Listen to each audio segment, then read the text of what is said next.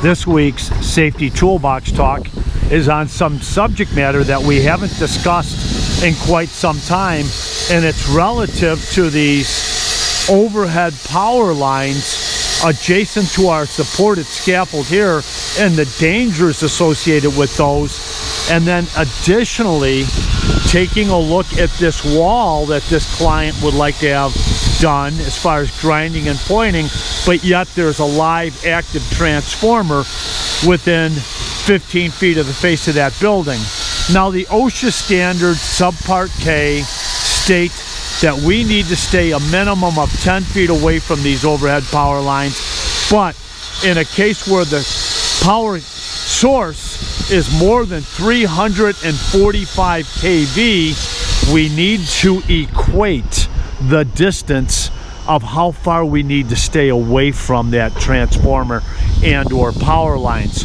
Taking this into consideration, this is a utility company that we're working at, and they have agreed to de-energize this transformer on consecutive Saturdays so that we can hang a swing stage and come down the face of that building on that 1 day per week until that scope of work is complete. So OSHA says de-energize, relocate, and or insulate, and that's what our engineering control will be for this one here, is deactivate and de-energize. On the other hand, over here we've insulated what they call a secondary line. The client, they call this a secondary line. We've had 15 feet of that insulated away from us. Now we can progress with our supported scaffold on that elevation with caution.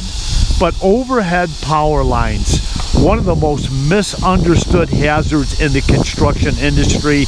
And when you equate trying to get on these supported scaffolds, that current can carry from overhead power lines and energize the scaffold system. So this week, let's take a look at our job sites, making sure that we don't have transformers, overhead power lines, or any electrical source that could energize these systems and create a hazard to our tradesmen.